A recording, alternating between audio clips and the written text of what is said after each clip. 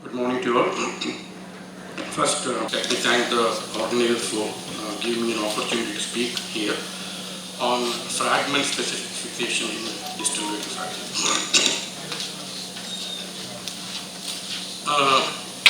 As all of us know, the aim of treatment of a distal radial fracture is to bring back the anatomy to as nearly as possible and to hold that reduction till fracture consolidation, and thus you obtain good functional outcome. So we have so many criteria to assess this near anatomical reconstruction.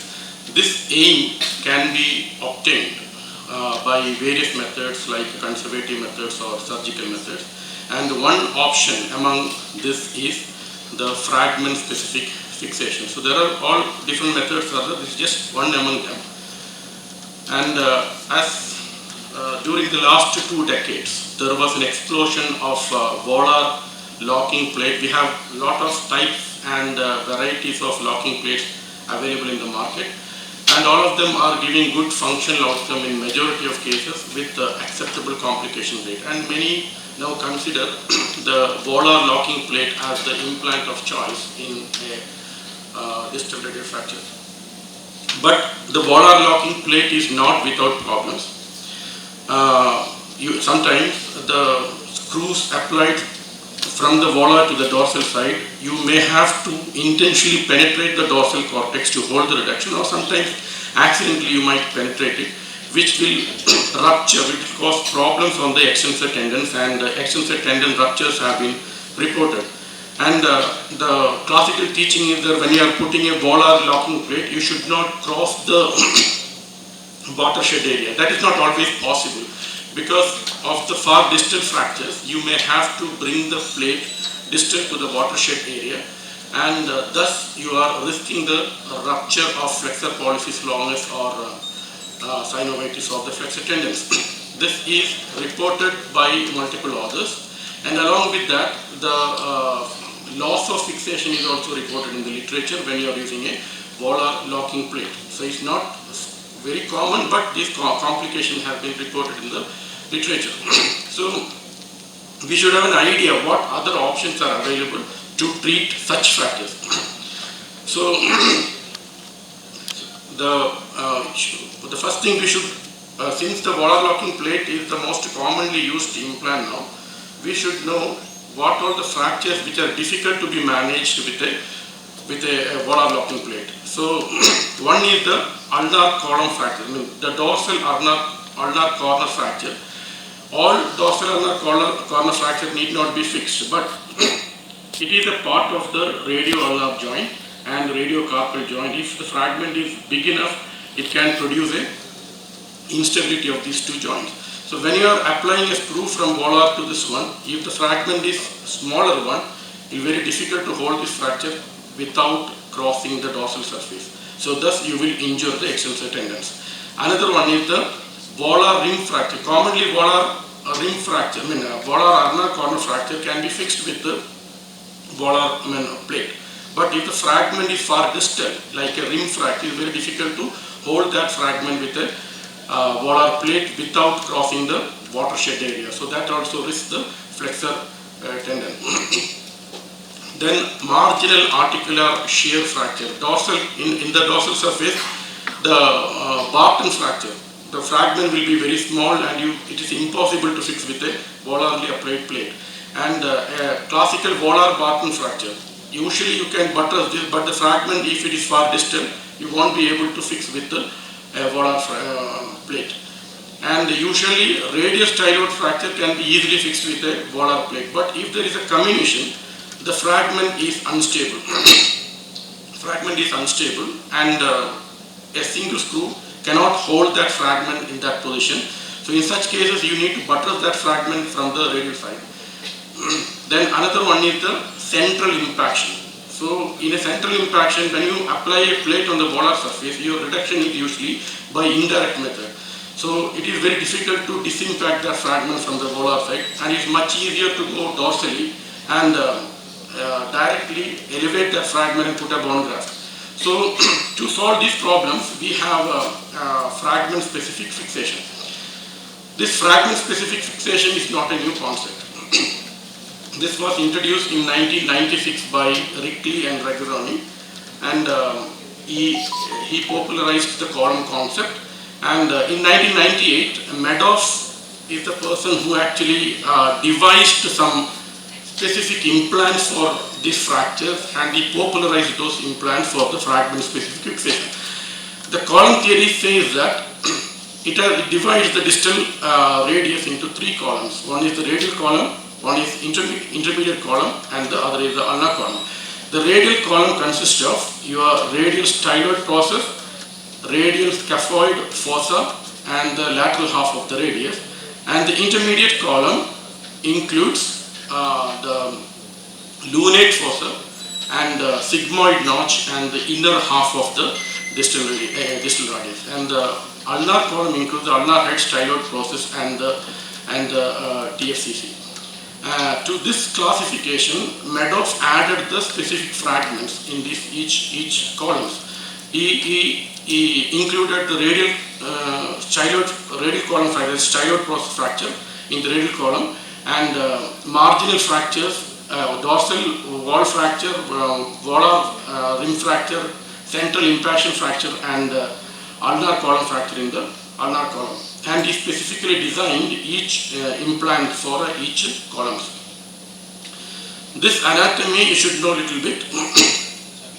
Among these ligaments, the most important one you should take note of is the short radiolunate ligament, which is attached to the volar lip of the distal ulnar, distal radius on the ulnar corner. This connects to the lunate. This is a very strong ligament. When this fracture occurs at this level, the support to the lunate is lost and the lunate easily dislocates. This is well described by the Mayfield during his perilunate dislocation classifications. Another ligament you should take note of is the radioscaphocapitate ligament, which is strong ligament that gives this a secondary support of the capitate. Finally, you should take note of the dorsal radiocarpal ligament, which is attached to the rim on the dorsal surface. So if a fracture occurs at that level, the wrist can dislocate dorsally. Among all these columns, the intermediate column is the most important one. The intermediate column forms a part of two joints. One is a radiocarpal joint, another is a radioulnar joint. So if a fracture occurs at this level, usually it will have a bad outcome on these two joints. So this is described as the calcar of the wrist because the bone on the volar rim of the ulnar corner is very strong. And because of the impaction, because it's a key articular fragment and the force is actually, tremendous force is actually borne on these areas, the impaction critically occurs at this corner. So this is known as a critical corner. And since the reduction of this area is very, very important, this is known as the keystone fragment of the distal radial fractures. As all of us know, around 80% of the force is distributed along the radiocarpal joint and around 20% is around the radioulnar joint. Among these 80%, 60% is through the scaphoid fossa and 40% is through the lunate fossa when the wrist is in neutral position. So when wrist goes into a ulnar deviation, the majority of the force is actually through the lunate fossa. And they have devised some plates to address these specific columns. Among this, the TriMet plate is very famous, but it's not available. It's not available here. TriMet plate is actually developed from the concept of Madoff. This is basically based on K-wire fixation. So you fix the fragment with a K-wire. The K-wire is incorporated in the whole of this in the whole of this plate, and the plate is used to buttress the fragments. So they have devised a plate for a radial column. You can see two holes are there for radial styloid process, and that can be buttressed there. Then you can have a plate for volar rim of the ulnar corner, and you have a plate for the dorsal ulnar corner. These are the buttress pin plate. And if the dorsal ulnar fragment is smaller one, you can fix with a very small dorsal ulnar plate here. And these plates are devised for the marginal fracture. This is just like our spring plate.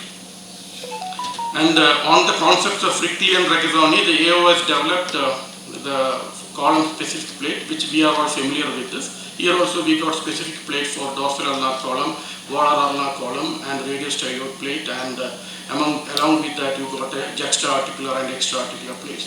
So this is a complete set to manage the entire distal radial fractures. You can get a 360-degree fixation with this plate. This can be used alone, or this can be combined with your classical volar locking plate. The approach, before deciding about the approach, you should probably take a CT scan to assess the fragment. So you have an idea which all the fragment and which all fragments require fixations. So if you are planning for a volar locking plate, the classically taught approach is the FCR approach. Through that you can fix the volar locking plate there, and you can extend that approach to the lateral side by cutting by opening the first dorsal compartment and releasing the brachioradials, and you can put the styloid plate there. And if you want to specifically fix the volar ulnar column, probably the best approach would be the more medial approach between the ulnar neurovascular bundles and the palmaris longus. For the dorsal ulnar column, two approaches is described. One is the classically used, that is between the third and fourth external extension compartment. The incision is put over the Lister's tubercle, a longitudinal incision, and the EPL is released and retracted, and the fourth compartment is subperiously elevated, and you can directly fix the fragment there. But if the fragment is very small, you may have to approach it from more medial side. In that case, you can go between the fourth and fifth extension compartment. You put the incision directly over the DRUJ, and you identify the extensor digiti minimi, retract the ulnar buds, and subperiously elevate the fourth compartment, fix the plate there. But you should be careful that you should not injure the DRUJ by doing this approach. And the radial palmar incision can be used if you want to isolately fix the radial styloid process. And the ulnar column you can approach between the FCU, ECU, that's the classical approach, and you can fix the radial styloid with the plate, tension band wire, or screws, depending on the situations. And this kind of fixation is studied by various authors and found excellent results, which is comparable to the volar locking plate. And there was a randomized control study published in 2017, which says there is absolutely no difference between the volar locking plate and fragment specific fixation. But in the fragment specific fixation, the complications are a little bit more, around 52% compared to 21% in the volar locking plate. So to conclude, it is better used to supplement the volar locking plate than using alone, since the complication rate is a little bit high compared to the volar locking plate. Thank you for your patience.